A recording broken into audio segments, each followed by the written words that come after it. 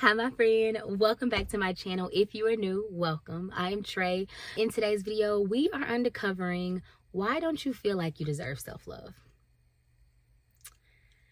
I am going to be very real with you, very honest. I created this space on YouTube to be a light, to be a space where moms feel seen, where moms feel like a safe, warm hug. That was my whole purpose in creating this YouTube channel. And I have been holding back and not being authentically me. Yes, I love cleaning. Yes, I love grocery hauls, but I have put myself in this box like, oh, you can't talk to the people. The people don't care what you have to say. But you haven't done that. I've done it to myself. And so I'm getting out here afraid. I'm doing it afraid. And just coming and talking to you about something that's been on my heart, something that I am growing through and working through. And that is, why don't you feel like you deserve self-love? I know for me, I'm going to talk a few things that I have struggled with, why I don't feel like I deserve self-love, and why I struggle with giving myself love and grace and all those things. And I want to first preface by saying this is a journey. I want to be on the other side of the journey. I want to be a person who can show up for herself. I'm not there yet, but I know there are people in this space that have felt like I felt, because you've DM'd me, you've emailed me. So I'm like, man, what about the people who don't know me yet, who have felt the way I felt, but they think, oh, she just cleans and she just cooks. So I'm doing this for you. And if you're new, again, welcome. While I do love cooking, I love cleaning, I love sharing all the things that help me make homemaking good, but I have been scared to like show up and say anything else because I'm like, oh, those videos work. This video might not even get any views, but if one mama feels seen, that's my purpose. Like, of course, we're online to make money. We're online to encourage people. But most importantly, I'm leaning more towards I want to encourage people. I want moms to feel seen. Right now, my therapist has me doing this workbook, Self-Love for Women. And I was telling her in therapy how hard it is for me to get through this book because there are things that I see other women do so effortlessly. I see women get online, go on self dates or solo dates, and I'm like, wow, I love that. Why can't I do that? I see women on here who create six-figure businesses from scratch, and I'm like, you're so dumb. Why can't you do that? And I'm like holding myself back because I don't feel like I speak eloquently enough, or I don't put my words together, or I stumble over my words. But what if there's a mom who needs this motivation, who needs to know, hey, I'm not alone? Because that's the trick of the enemy. The enemy wants us to think that we're alone and that we can't do it and that nobody cares about what we have to say. Because if he can keep us here, we won't pursue our full potential, right? So I'm here today to let you know that you are worthy of self-love.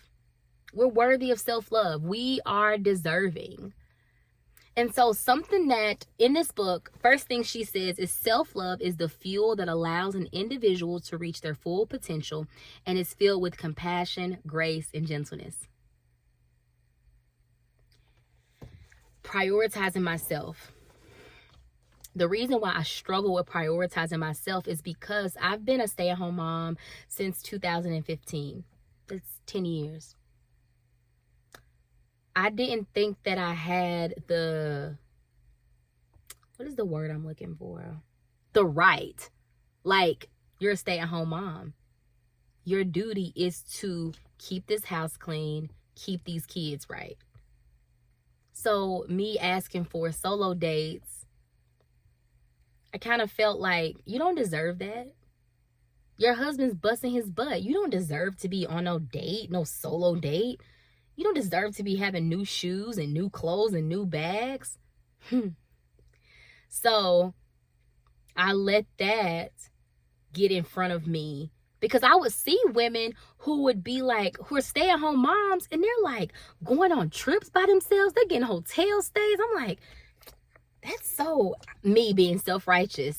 I'm being honest with y'all today. Me being self-righteous, like, how dare they? They husband out working out hard and they out here spending his money. Da da da da da da da. I ain't like that. And whole time, what is happening, and this is what is the second part, is it says a woman who sacrifices her own needs and desires for everyone else is likely to eventually become resentful and frustrated. At first, it might look like giving and nurturing. Over time, she loses her sense of self and becomes exhausted, bitter, and unfulfilled. And let's talk about that. She becomes bitter. Why have I become bitter? Because I feel like nobody cares. Like, I'm doing all this and you still don't see me. I'm doing all this and you still don't care. I'm doing all this and all you can see is you did this wrong. I'm doing all this and I'm still a bad person because I didn't do this. You know? So it's heavy and it's hard and it's like, wow, but I sacrificed so much. And people still don't see you. You can sacrifice and sacrifice and sacrifice and people are going to still say, all you did is spend all his money. I'm like, look at me. No nails, no eyebrow. Like, I'm not that girl, but it's still seen as a negative and it's so hard. So then you become bitter. It's not their fault. It's because you never spoke what you needed. And now you're resentful because you felt like nobody saw you. But they didn't see you, but you also didn't voice what you needed. So that's that. So why do we not feel like we deserve self-love? Another reason I felt like I don't deserve self-love is because the lies I've been told. So the lies I've been told is, you're lazy. You tell me I'm lazy. You know what I do? I work extra hard to prove that I'm not lazy. I run myself into the ground. So I don't want them to think I'm lazy. I can't rest because they said I'm lazy. So you overwork yourself. You're running 50,000 places because somebody said you're lazy. So you're trying to prove I'm not lazy. I promise. Then you get into your feelings because they still don't. You could literally do everything right and they still won't see you. You could flip, you could jump, you could build the house, pay every bill, make the kids a 5-course dinner. You could get them into the best college and they're still going to say, oh, but you did that wrong. But I am learning that you have to live for your purpose and run your race. And that's the next point I'm getting to is didn't feel like I was self-worthy because their lies are louder than the truth. And that's where you have to like space yourself out from the lies. So dive into the word, drown out the lies because the lies are going to keep telling you you're not worthy. You're not good enough. You're not pretty enough. Your hair is not good enough. Your aesthetic is not. People are going to talk about this. Oh, you're in the garage and his bike's back there. You know, I'm just sharing my heart. Like, that's all. I don't look like this person who's super aesthetic. There are people who just do whatever they want to do and they just show up. And you know what? It's because they show up and they don't care. So I am walking in that. I deserve love. I deserve to talk to myself kindly. I deserve to be nice. I deserve the love that I give other people. Like, my people know that I love them. I show up. I show up in a way that I like to be showed up for, but it's not always a return. But we were doing our spiritual gifts at Bible study a while ago, and my spiritual gift was mercy. And with that, I show so much mercy. I see the best in everybody. I don't see people as their mistakes. I see them and I'm just like, so it's like you can keep punching me. And I'm like, oh, you might have just had a bad day. You punch me this side. Oh, you're going to get through this. And I'm just like, Lord, help me, help them. And to my own demise in a way. Because when people hurt me, I see the best in them. When I make a mistake, people see the worst in me. And so I feel like you're not worthy of giving yourself grace. But I want to start talking to myself how I talk to people. Be kind to myself. Be kind as I am to other people. Because I'm not the best, but I feel like I'm nice. And maybe nice isn't enough. But in this book, I'm uncovering so much. And 3 things that I want to do to show up for myself is find a new hobby. That's one. I want to show up authentically and unafraid on here. I might not have the best words. I might not speak eloquently like others. But if I show up on here, my people can find me. If I'm waiting until I speak as eloquently as all these other people, you can't find me. And then the 3rd thing is I want to just pour more into myself. And I don't mean like financially, but I have been praying to God for a bathtub. We were in a house that was like 1,100 square feet, y'all. It was a tiny little house, 3 bedrooms, little small bathroom. And I remember I used to pray, God, please give me a bathtub. I wanted my own bathtub. And I couldn't wait. And then one day I wrote everything down, Habakkuk 2 and 2, write the vision, make it plain. I asked God for this bathtub, y'all. And this house that we're in, I have my own bathtub. But you know what happened? I'm so busy. I'm moving so quick because I got to get the kids to bed. I got to get them to practice. I got to get them up. I got to get this for my husband. I got to get this for myself. I got to keep the laundry going. I got to cook dinner. I got to cook breakfast. I got to plan the meals. I got to pay the bills.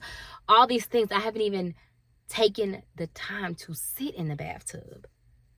And then I'm asking myself, like, what if God doesn't have me doing all this? What if I'm making myself busy? What if I'm restless because I'm doing all these things that God did not tell me to do? What if I'm the problem? And that's where that inner work is even important in your self-love. When you feel like I can do the work on myself, that's self-love. Recognizing that everybody else is not the problem, you're the problem. That's self-love. And as I am doing that, I'm like, whoa, I haven't taken a bath. I've taken a shower, but I haven't sat in my bathtub and just sat. Like, I want to show up for myself in that way. I'm still not the girl who give me a bag, give me $1,000 shoes. I'm not that girl. Like, I've never been that girl. Call me homely, call me whatever. That's just, those things are not of importance to me. But taking time to just do my skincare routine, taking time to sit in the bathtub, like, that's important and that's good. And I think people are scared when they hear the word self-care, because when you hear self-care, you think, oh my gosh, I got to spend money for that. I don't have money for that. But it doesn't have to be. It could be literally taking time. For me, it has been taking time to lotion my body. I was always go. I gotta hurry. I'm not even lotioning. I'm just lotioning my arms because I gotta go to the next thing. I gotta hurry up and go to bed because I gotta get up early in the morning. But taking time to love on yourself, taking time to do your self-care, taking time to just journal. All these are free things. A bath is free. Journaling is free. Going for a walk in the sunshine, letting the sun hit you is free.